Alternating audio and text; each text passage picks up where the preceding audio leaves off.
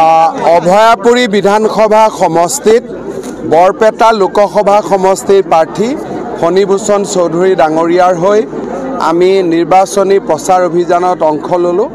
ৰাইজৰ উৎসাহ আৰু উদ্দীপনা বৰপেটা লোকসভা আসনখনত এইবাৰ আমি বিপুল ভোটত বিজয়ী হ'ম। সেকেন্ড ফেজৰ ইলেকশন চলি আছে মই খবৰ লোৱা নাই এতিয়ালৈকে।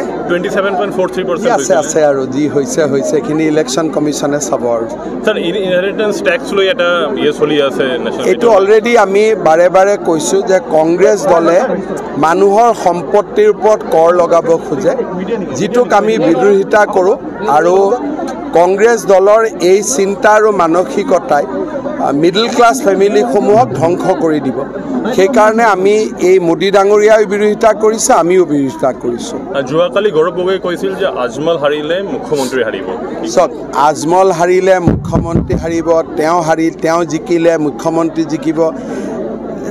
যিবিলাক অকণমান জানা শুনা ল'ৰা, পঢ়া শুনা ল'ৰা কিছুমান কথা ক'ব নালাগে। কথাটো হ'ল যে আজমল জিকিলে মোদী প্ৰধানমন্ত্ৰী হ'ব নেকি? মোদীক প্ৰধানমন্ত্ৰীৰ কাৰণে বিজেপিৰ MP লাগিব।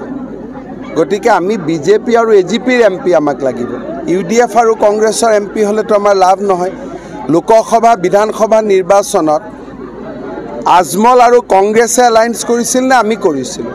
গতিকে এইবিলাক কথা মানুহৰ হজম নহয়, আৰু সেইকাৰণে কংগ্ৰেছ দলো হাৰিব, গৌৰৱ গগৈও হাৰিব। ছাৰ এটা কথা কৈছিল আজমলে কেইদিনমান আগতে যে তেওঁ যিমান পইচা খৰচ কৰিছে এয়া মুখ্যমন্ত্ৰী হিমন্ত বিশ্ব শৰ্মা তেখেতে 7 জনমতো দেখা নাই। তাত সেইটোৰ লগত মোৰ কি কথা হ'ল? ইয়াতো আমি টকাৰ কিবা কম্পিটিশ্যন খেলিছোঁ নেকি? আমি ভোটৰহে কম্পিটিশ্যন কৰি আছোঁ। ইয়াত টকাৰ কথাটো ক'ৰ পৰা আহিল?